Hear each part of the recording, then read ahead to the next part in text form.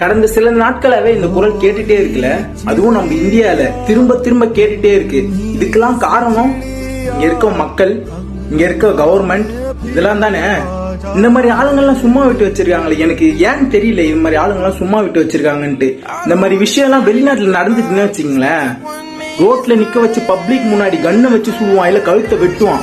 அப்பதான் இன்னொருத்தன் செய்ய மாட்டான்றதுக்காக. பட் நம்ம இந்தியால அவனை வீடியோ எடுத்து சேனல்லையும் நியூஸ் பேப்பர்லயும் போட்டு பிரபலமாக்கி விட்டுறானுங்க.